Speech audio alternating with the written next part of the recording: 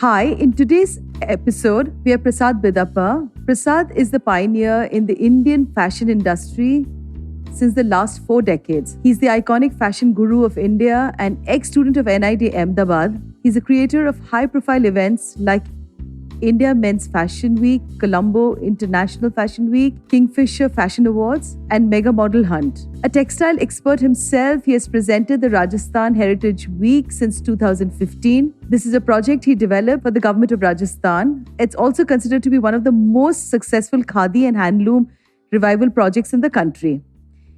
Prasad is currently working with various departments to create similar handloom revival projects in other states, and we are all waiting to see that. He also holds the Karnataka Fashion Week annually, working with national and international designers to present the products of Karnataka in handloom, cotton, wool, silk, and khadi. Welcome, Prasad, in today's episode. So before we begin, Prasad, I'd really like to know where was the genesis of this love for handloom, handmade, handcraft begin? Hi, Mohua. Thank you for having me on your program. Very pleased to be here and talking to you. It's always a wonderful experience interacting with you, and I've always enjoyed my conversations with you. So thank you for having me on your program. So my interest in fashion and style began quite early because my mother was a very style-conscious woman, as most Kurg ladies are. She was sort of very into magazines like Vogue and Harper's that came in from London about 6 months after the publishing date. So we were always 6 to 8 months behind the fashions of the day. But it sort of awakened an interest in fashion and style and gave me a lot of information. I was growing up during the 60s, with the Beatles and Twiggy as the model of the moment. And we were looking at all the magazines and learning what was happening around the world. So I was always very interested in fashion and style. My parents were great party goers and party givers. And I always remember them dressing up and going off for various programs because Dad worked in the Air Force, and it's always a very sociable and social life that we have in the forces. So being an Air Force brat, I'm sort of very pleased to have that background because, in India, there are many of us who come from a services background, and we all call ourselves the forces brats, and we've all done quite well. I mean, there are people like Sushmita Sen and so many people I can mention who come from a defense background. She's one of my favorite. And I think we all have a common interest in style and fashion. But my interest in heritage grew when I went as a teenager to study at the National Institute of Design in Ahmedabad.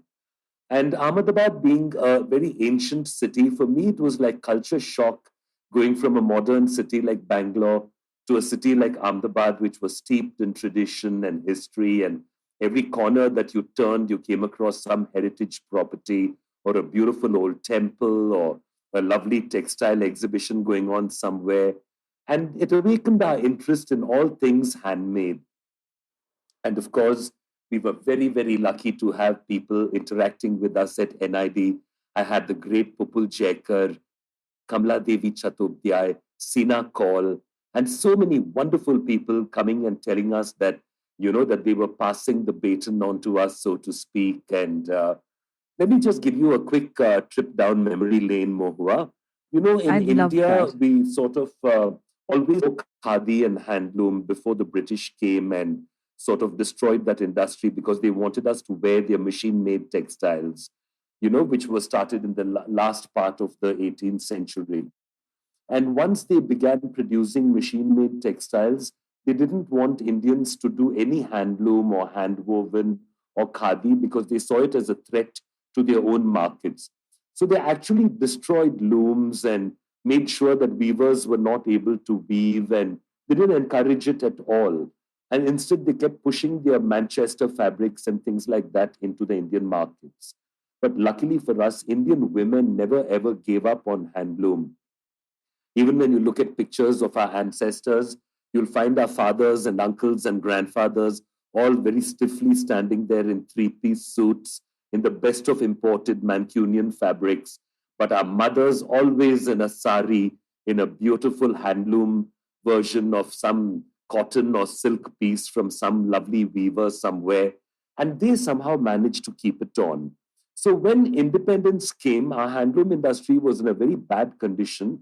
And Jawaharlal Nehru actually charged these ladies, including his own daughter, Indira Gandhi, Pupul Jaikar, Kamla Devi, and said, you'll have to revive handloom now.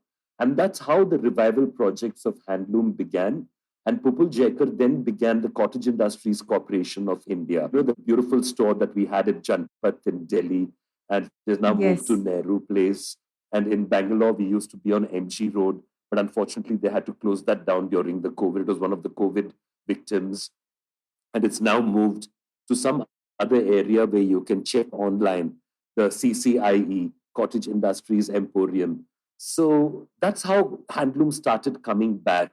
And these ladies inspired my generation, designers like Archana Shah, who started Bandage, David Abraham and Rakesh Thakur of the Abraham and Thakur label, who in their turn and in our turn, we inspired the next generation of designers like Rajesh Pratap Singh and Urvashi Kaur and Reena Singh of Eka, and made sure that young Indian designers also knew about the textile traditions of India, the heritage textiles of India. You know, of course, let me also explain to you the difference between khadi and handloom. When you spin the thread on a charkha and get the thread, which is what Gandhiji wanted us all to do. In fact, Gandhiji once said, if put a charkha in every home in India and there'll be no poverty. And of course, we didn't do it, much to our detriment. But khadi is when you use hand spun thread on a handloom to make fabric. That fabric is khadi. So necessarily, the thread and the weaving have both got to be done by hand.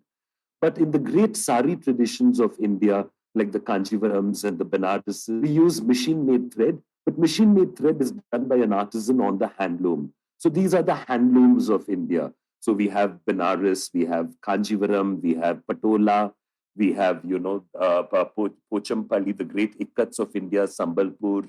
Then, of course, we have Mulkal Muru from Karnataka. We have beautiful work from Kerala, and we have Paithani from Maharashtra. And we've got these wonderful fabrics from Gujarat, from Rajasthan, the Kota Doria, the Bandhani, the processes of India. I mean, what we have are national treasures. These are fantastic because there's nowhere else in the world that you will find such a wealth of handcrafted and handmade fabrics and processes like tie and dye and embroidery, etc. So we also have to But Prasad, understand that this is true luxury. yes, Prasad, but then we can't ignore that the mass in India cannot afford to buy something that, that's going to be expensive. And the Indian government, to an extent, is to blame because an handloom weaver does not earn more than 250 rupees. And today they're giving it all up. They don't want to continue this whole tradition because it's, people, there are designers, there are everybody who go out there and they sell a product at such an expensive price. But what comes back to the weaver is abysmally low. Well, So that how do you narrative is see this changing a little gap bit being because of, closed? quite wonderful people who've started doing, like Laila Tyabji and Dastakar. In fact, today is the last day of the Yes, Dastakar exhibition in Bangalore, yes, and you I'm just looking mentioned forward to to me going today. there now. I'll be going there in an hour's time. So, the thing is that young Indians have to understand about the beauty of handlooms and why they should be wearing it. And it gives me great hope that young women like you yourself, Mohua, you wear such beautiful saris. You've always supported the tradition. And I'm sure that you will pass it on to young women in your circle through your Oh, I blogs love and through Indian your, Indian arts and weaves. the wonderful Absolutely. work that you're doing. So it is changing. People are willing to pay a little more for handmade fabrics. Of course, designers take it into the stratosphere, and that's not quite fair because they don't really share those profits with the artisans and weavers. But that's a different story, so let's not go there.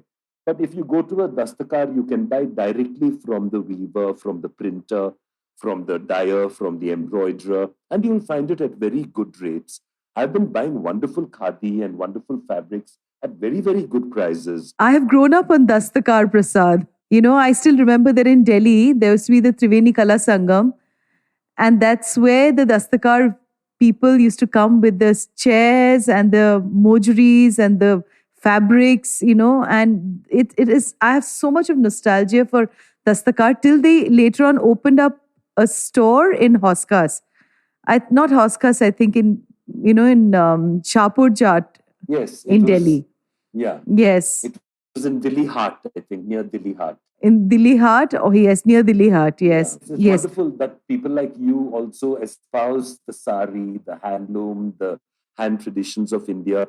Because what I wanted to say was, I mean, how come so many women can afford a Italian or French label bag? Everyone goes mad I for so the agree. designer. They're willing to spend lakhs on it, but you're not willing to spend a few thousands on a sari. I find that very difficult to accept. So I said, by all means, carry the bag, but wear the sari, wear the kota doria, wear the Banaras, wear the Kanjivaram cotton. There's nothing to prevent you from doing it. But it gives me great hope that young Indian women today have embraced the sari, embraced handloom, and they're all wearing beautiful things. I've seen a lot of half saris going around. I've seen girls draping half a sari around their jeans instead of wearing a petticoat. Yes. And I mean, they do such creative things. There's a young designer called Geeta Patil in Bangalore who's inventing the most beautiful saris. We have a handloom warrior called Prasanna who is doing the most wonderful work from a village called Hegodu with your vegetable dyeing and with your handlooms. And then you take an international designer like Sanchita Ajampur. Sanchita has just returned to Bangalore where she produces things. And I had the good luck to shoot her catalog the other day. And I found so much of beautiful recycled fabrics. She used to have a recycled store earlier. silks. I must put you in touch with Sanchita. She'd be a very interesting interview for you. I have a very old bag of Sanchitas. Oh, wonderful. It You is a should see tie her and new dye. collection of bags. Yes. She's used coconut husk. She's used silk cocoons. She's used recycled Oh, that would be lovely, denim. Prasad. She's done wonderful work. You must catch up. Yes. I have one of her oldest bags. I think she'll be in shock because How I bought that lovely. about 20 years back. That's wonderful. So, Prasad, coming back to just memory, let's just talk about memory, what is it that you remember when you shut your eyes and you remember that one moment for you when you said that I love fabric, I love clothing, because you dress up very differently. And I've always found you standing out, with the way you wear your sneakers and you wear, your Indian attire. And what was that moment? What is it that you remember the most, And also, I'd like to know, who are your style icons in India? Well, the thing is that growing up, we were the first generation after independence who grew up in free India. And we were a very poor country. We really didn't have much shopping. There were no malls to go to. There were no glitzy boutiques. We grew up somehow managing to make things on our own. My parents used to let me do tie and dye at home. So I used to get a white kurta, which after a couple of weeks became a yellow kurta. And after that, it became an orange kurta with tie and dye. And then I did some fabric painting on it. And then I would find a magazine, I think it was called Sweet 16, which featured pop stars like the Monkees. And there used to be a magazine called The Sun. I remember. And we used to copy the clothes from that. And the tailor round the corner used to make me a black shirt with white lace ruffled sleeves and a corner. I was completely crazy, wearing the most crazy clothes. But you take me back memory lane. So after going to NID was when I suddenly realized the beauty of handloom and how special it was and how wearing it made you stand out in a crowd. And then I started wearing a dhoti. And then Ahmedabad, being a textile city, was full of textile options. We had an old, beautiful shop called Manu Bhai. And Manu Bhai used to sell mirror work and bandhani and all sorts of beautiful things, which of course we couldn't afford. But once in a while, we'd pick up a few things from him. I still have pieces that I bought from him. And then, of course, once I started working and made a little bit of money, and then I started investing in clothes. And I always bought things that I could wear for years. I remember when I was about in my early 20s, we were in Ooty on some trip or shoot, and a Toda lady came up to sell me a shawl. And she sold it to me for, I think, 250 rupees. It is the most beautiful thing you've ever seen in your life. Because the Todas normally work in black and red on a cream khadi ground. But this particular shawl had 6 or 7 colors in it: purple, orange, black, red. It was just amazing. I mean, I treasure these pieces and I'm wondering what to do with them. Because, I don't know whether our children are interested in taking this forward. Maybe my daughter will be, but I think I have to wait for her to stop wearing Western clothes and take more of an interest in Indian clothes, and then she'll begin to wear these things. I don't know what we are all So do going you to do feel with our sad about collections, that? Mohua. We better start thinking of donating it to some textile Yes. museum. I think so too, because I too have I have a house full of I can Indian imagine. clothing. I can Yes, imagine. because I love Indian arts and crafts. You must be having the best collection of Bengali textiles because the Yes, I handloom, the do. Jamdani tradition of Bengal is so beautiful. It's really sad. There's some of the art is actually dying because there is a type of sari called the baluchuri. Right, On the baluchuri, they actually embroider the Mahabharata and the Ramayana and all of that, and stories, basically folklore. right. But you don't find too many of those products any longer. Now, young designers are understanding that they have access to a textile tradition that nowhere in the world can any other designer compete with Absolutely. them.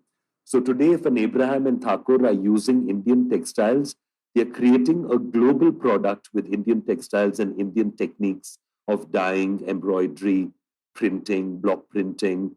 So, everyone has understood that what we have in India is truly magnificent. It is a heritage that nobody else has, and that the Indian designer is miles ahead of their Western counterparts when it comes to textile traditions.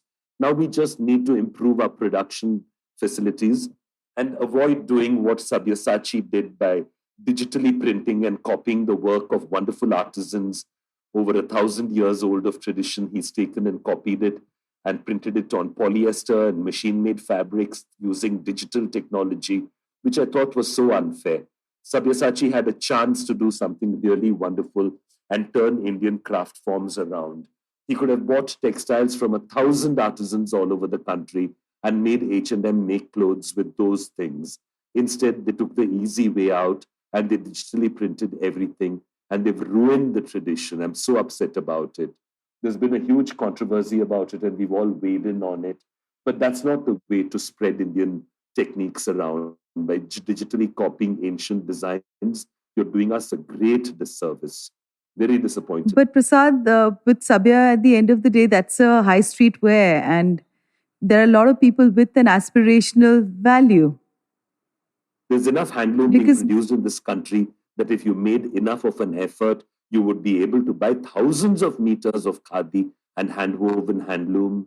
Why not? You can make the effort. You can have it all printed by hand. Maybe it all won't be as consistent as digital printing. But what is so great about consistency? If I'm having a poppy printed by block print, in some it can be dark print, dark pink. In some it can be red. In some it can be orange. So what? Variation is the beauty of India. This is the beauty of the handmade, is that there is an error, there is a variation that shows that it's done by hand and not by a soulless machine. How can so many brands in India? I mean, Sabyasachi was not the first to copy everything digitally. You go online today and you'll see all sorts of third-rate people offering digital prints of Indian techniques like bandhani, like kalamkari, like block printing. How can we do that? It is so unfair. They're taking the food out of the artisan's mouth. They're condemning the artisan to a life of poverty. This is all that they're doing. Awful people, really. but Sabya is Sabya, Prasad. I mean, people, the stuff, But in my eyes, he has his stuff fallen sold out. 100 places. He sold his soul and he sold the soul of India, as far as I'm concerned. But there are a lot of artists and designers who actually do this sort of digital. No, not when you go to the big department stores. You will see a lot of these big brands who are all got big shops. They are the ones who copy. The smaller designers buy the real thing. Like Abraham and Thakur never digitally reproduce anything.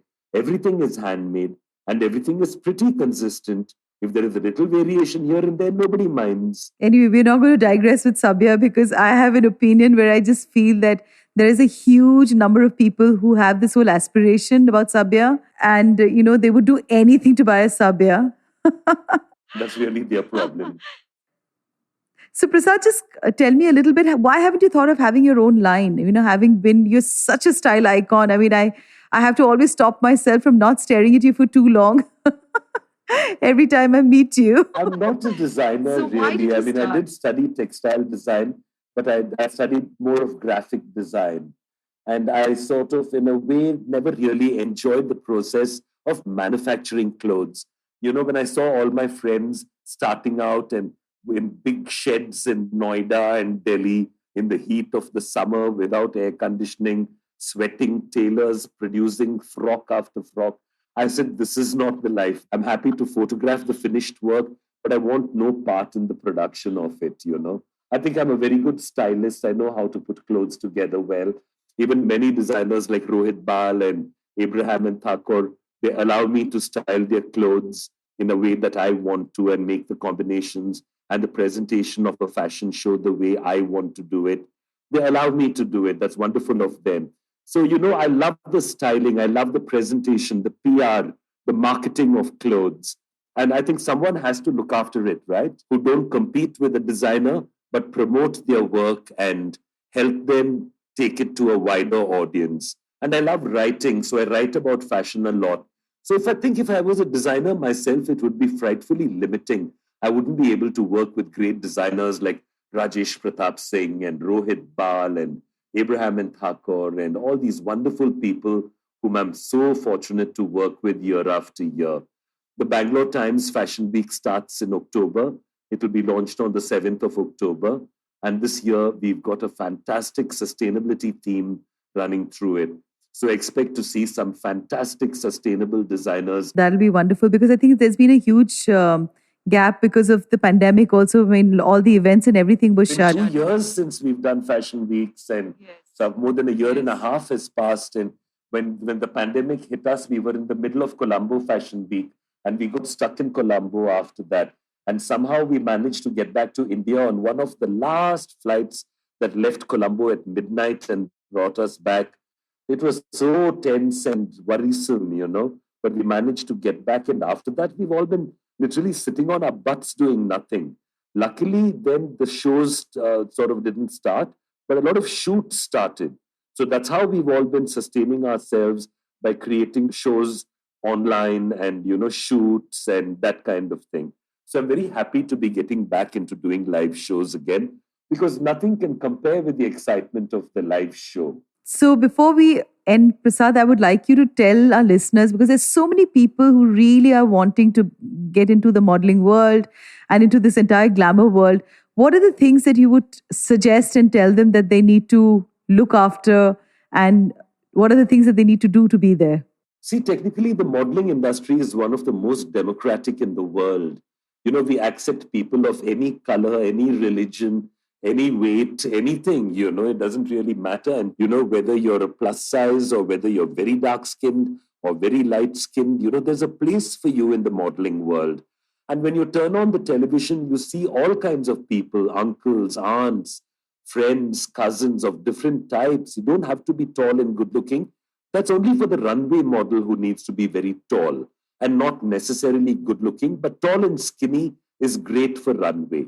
If you're shorter and you're very photogenic, you can make a great print model.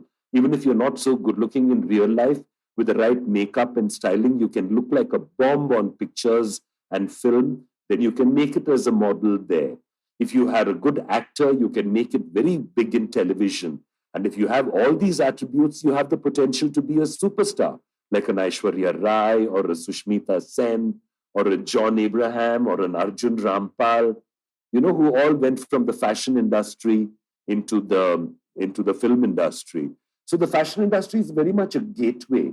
But what do I teach young models? I teach them the most important thing is that they must maintain their health. Because for me, health is always beauty, Mohua. It is that glowing skin that comes from exercise, a clean diet, hydration, drinking a lot of juices, eating a lot of vegetable salads. These are the things that I think are beautiful. Clear eyes, you know, lovely glowing skin, a figure that is healthy, not necessarily skinny. You can be voluptuous and very beautiful. So just embrace the look and make sure that you're looking your best because you really must find the best version of yourself. That's what we teach when we take classes with young models and train them to join the industry and say everyone has the best version of themselves. It's up to you to find it, to make your hair fantastic and find the hairstyle that suits you best, to make sure that your skin is always clean and acne free because you've drunk enough water and juices and, maintained your hygiene. These are the things we teach. To be stylish in your own way, to not just wear expensive clothes, but to wear simple things, to learn to mix and match looks that you always look great. That's the kind of thing I like to teach, Mohua. Lovely. And Prasad, any regrets that you have for you to look back, in your life? Is there something that you think? Didn't direct a Bollywood film. I always wanted to direct a film, but every time I got the offer to do it, it meant taking 2 years off my regular work. And somehow I was not able to leave my regular work and sit in Bombay for 2 years to make a movie.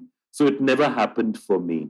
But that's a regret. I really wish I had done it, It would have been fun to be part of the movie business too. Yes, me but too. I've sent enough films. Girls. We've sent girls like Deepika Padukone and Anushka Sharma, Tino Moria, John Abraham, Arjun Rampal, Aishwarya Rai. They all started as models with us and then went on to becoming film stars. So somewhere we have a connection to Bollywood, and I'm very happy with that much also. Thank you, Prasad. This has been a wonderful interview. Thank you, Mohua. And I look forward to meeting you soon. Thank you so much, Prasad. Bye, Mohua. To you, our dearest listeners, you can find us on your favorite streaming services. Find us on Spotify, Amazon Music, Apple Podcast, and of course, all other major streaming services. With loads of love, we are Moody Mohavas Podcast, where Hatke is hot.